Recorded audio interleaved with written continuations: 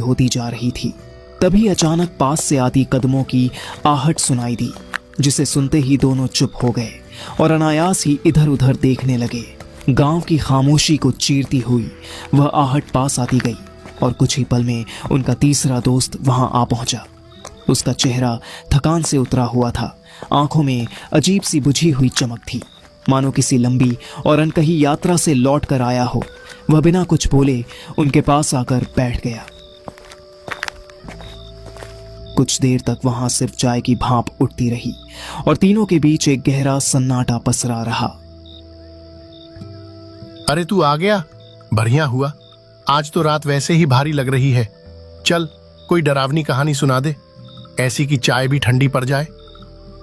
रात सच में भारी है, रास्ता भी लंबा था, लेकिन अगर सुननी है तो ठीक है, सुना देता हूं। अपनी सुना रहा है ना, मतलब असली वाली? नहीं, ये कहानी मेरी अपनी नहीं है, ये मेरे एक दोस्त के साथ घटी थी। तो फिर और भी बढ़िया, शुरू कर, हम सुन रहे हैं।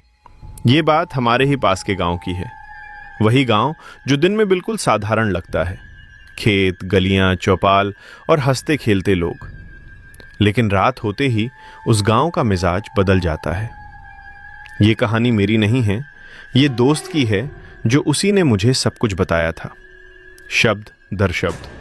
और बताते वक्त उसके चेहरे पर जो डर था वो झूठा नहीं लग रहा था।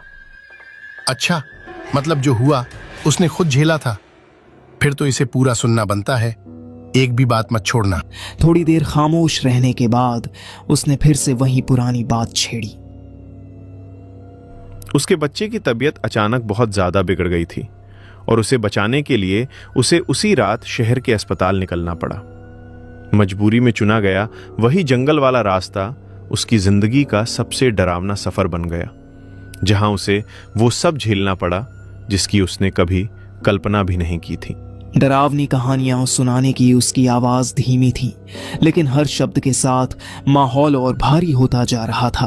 उसने बताया कि उत्तर भारत के एक सुनसान इलाके में बसा एक गांव है, नाम है चंदनपुर। दिन के उजाले में यह गांव बिल्कुल आम सा लगता है। खेतों में काम करते किसान, चौपाल पर बैठकर हुक्का गुड़गुड़ाते बुजुर्ग और गलियों में खेलते बेफिक्र बच्चे। लेकिन जैसे ही सूरज ढलता है, चंदनपुर की सूरत बदल जाती है। रात होते ही पूरे गांव पर ऐसा सन्नाटा छा जाता है मानो हवा भी अपनी चाल थाम लेती हो। लोग दरवाजे और खिड़कियां कसकर बंद कर लेते हैं, क्योंकि उन्हें पता है इस गांव की रातें साधारण नहीं हैं। कहते हैं बरसों पहले यहाँ एक ऐसी घटना घटी थी जिसका नाम आज भी लोग जोर से लेने से कतराते हैं। उस हादसे के बाद से चंदनपुर की फिजा में कोई अनदेखा साया बस गया है। आधी रात को एक साथ रोते कुत्ते, पुराने बरगद के पेड़ से आती अजीब सी कराहट और गांव के बाहर पड़े सूखे कुएं के पास सुनाई देने वाली किसी औरत की चीखें, ये सब किसी वहम की उपज नहीं, बल्कि इस गांव की हकीकत मानी जाती है। उस रात घड़ी लगभग 11 बजा रही थी। हल्की हल्की हवा के साथ बूंदाबांदी शुरू हो चुकी थी। गांव के एक कच्चे मकान में मोहन का छोटा बेटा बुखार से तप रहा था। कमरे के कोने में रखी एक छोटी सी लालटेन कांपती हुई रोशनी दे रही थी।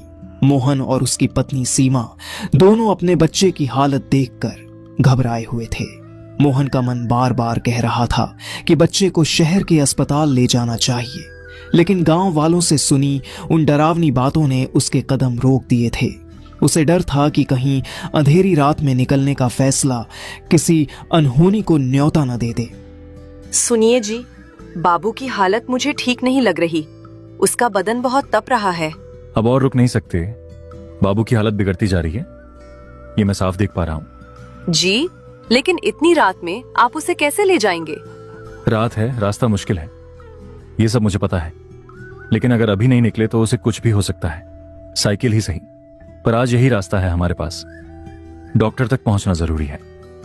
सुनिए जी, वही जंगल वाला रास्ता पड़ेगा ना? उसी के बारे में लोग तरह तरह की बातें करते हैं। कोई कहता है वहाँ साया दिखता है, कोई कहता है रात में कोई साथ साथ चलता है। आप उसी रास्ते से बाबू को लेकर जाएंगे तो मेरा दिल बहुत घबरा रहा है। डर मुझे भी लग रहा है। मैं कोई पत्थर नहीं हूं, लेकिन एक बाप होकर अगर अपने बच्चे के लिए आगे न बढ़ा तो फिर जीने का क्या मतलब? क्या सच में कोई और रास्ता नहीं निकल सकता जी? मेरा मन बिल्कुल नहीं मान रहा। भगवान जाने क्या क्या सुन रखा है मैंने उस रास्ते के बारे में। भगवान चाहे तो सब ठीक होगा। मैं अपने बेटे को लेकर अस्पताल जरूर पहुंचूंगा, चाहे रास्ता कितना ही खतरनाक क्यों ना हो। डर से अगर रुक गया तो बाबू को कौन बचाएगा? मुझे ही आगे बढ़ना होगा। रास्ता मुश्किल है, अंधेरा है, लोग जो कहते हैं वो भी याद आ रहा है, लेकिन आज मैं डर के भरोसे नहीं, अपने बेटे के भरोसे चलूंगा। एक बाप का कर्तव्य डर से बड़ा होता है और आज वही कर्तव्य मुझे घर से बाहर ले जा रहा है। भगवान मेरे साथ हो या ना हो, लेकिन मेरे हौसले को आज कोई नहीं रोक सकता। मैं निकल रहा हूं बाबू को बचाने के लिए, चाहे इस रास्ते में मेरी सारी ताकत क्यों ना लग जाए।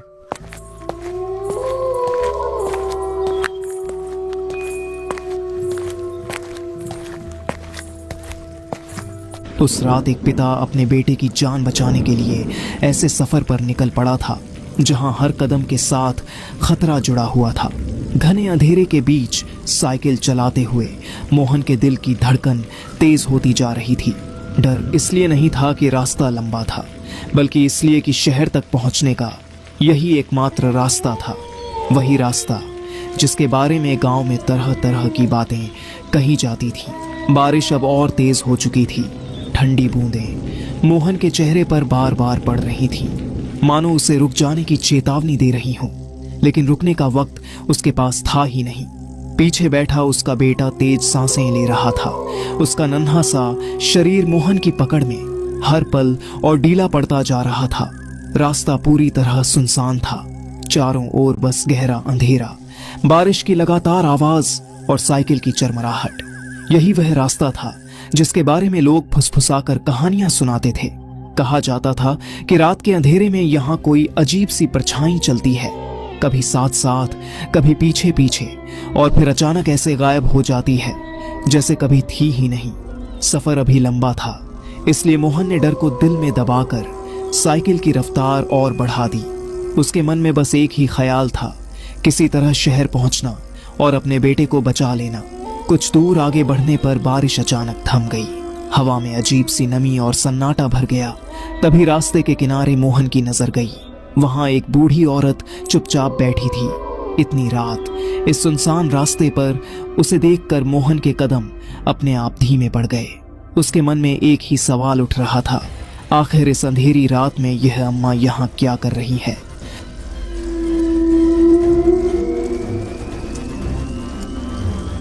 बेटा जरा रुक जा, ये लकड़ियों का गट्ठर सिर पर रख दे। अब उम्र बहुत हो गई है, शरीर साथ नहीं दे रहा। बेटा जरा सुन तो ले, तू तो बड़ा नेक लड़का लग रहा है, फिर मेरी बात क्यों नहीं सुन रहा? उम्र बहुत हो गई है मेरी, शरीर साथ नहीं देता।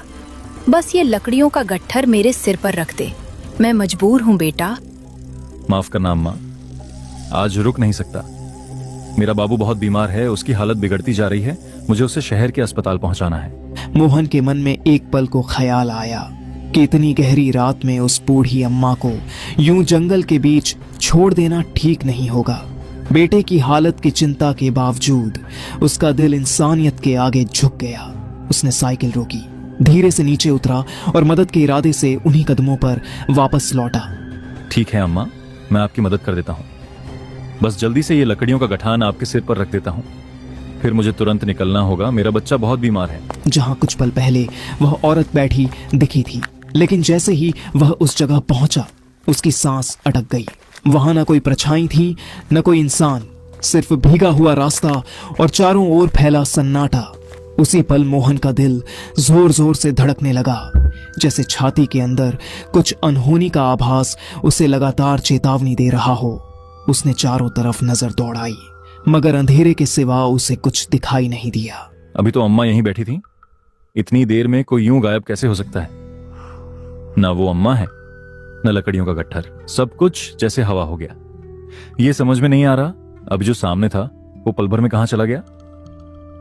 अब मुझे अजीब लग रहा है, ये जगह ठीक नहीं है, यहां कुछ गलत है, तभी तो दिल इतना घबरा रहा है। मुझे यहां और नहीं रुकना चाहिए, जितनी जल्दी हो सके निकलना होगा। डर और बेचैनी अब उसके चेहरे पर खुलकर उतर आए थे। वह घबराहट में तेज कदमों से अपनी साइकिल की ओर लपका और बिना पीछे देखे उस अंधेरे रास्ते पर निकल पड़ा। लेकिन उस पल ऐसा लग रहा था मानो किस्मत ने भी उससे मुंह मोड़ लिया हो। हर कदम भारी पड़ रहा था और रात और गहरी होती चली जा रही थी।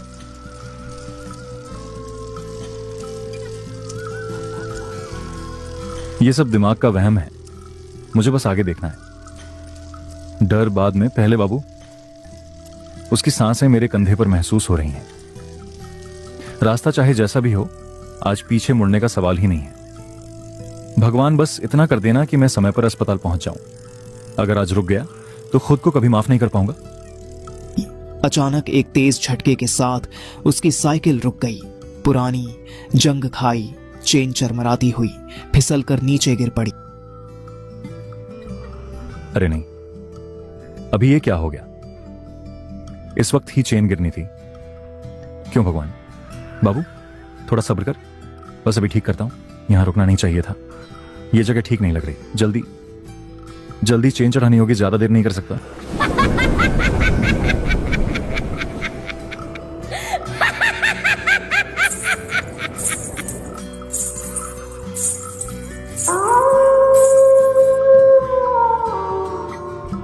घबराहट में मोहन झुककर साइकिल की चेन ठीक करने ही वाला था कि अचानक उसके जिस्म में जैसे जान ही रुक गई। उसकी रगों में खून जमसा गया। ठीक उसके सामने एक औरत खड़ी थी। उसका चेहरा, उसकी सूरत, सब कुछ उसकी पत्नी से हूबहू मिलता जुलता था। उस पल मोहन का दिल भीतर ही भीतर टूटकर बिखर गया। आंखों के सामने यादें तैरने लगीं और वह समझ ही नहीं पाया कि जो वह देख रहा है वह सच है या इस अंधेरी रात का कोई खौफनाक धोखा। सीमा, तुम यहां कैसे? इस वक्त जंगल में? और तुम यहां पहुंची कैसे? सुनिए जी, मुझे कुछ समझ नहीं आया। मैं रास्ते में अकेली थी, तभी पीछे से किसी परछाई का एहसास हुआ। मुझे लगा कोई मेरा पीछा कर रहा है। मैं बहुत डर गई। अब कुछ मत पूछिए, बस बाबू को मुझे दे दीजिए। मुझे बहुत डर लग रहा है कि कहीं उसे कुछ न हो जाए। आप पहले साइकिल की चेन ठीक कीजिए, बाबू को मुझे दे दीजिए, मैं उसे संभाल लूंगी। यहाँ रुकना ठीक नहीं है, जल्दी कीजिए, मुझे डर लग रहा है। एक पल को मोहन के मन में यही आया कि शायद उसकी पत्नी ही किसी तरह यहां तक पहुंच गई है। उस वक्त वह न कुछ ठीक से सोच पा रहा था, न समझ पा रहा था। बाबू को कुछ नहीं होना चाहिए, जल्दी चेन ठीक करनी होगी। ठीक है। लगातार जागी आंखें, दिल में भरा डर और बेटे की बिगड़ती हालत, इन सब ने उसे भीतर से पूरी तरह तोड़ दिया था। बिना किसी शक या सवाल के उसने अपने बेटे को उस औरत की बाहों में सौंप दिया। उसे लगा कम से कम कुछ पल के लिए बच्चा सुरक्षित है। मोहन ने जल्दी जल्दी साइकिल संभाली और आगे बढ़ गया।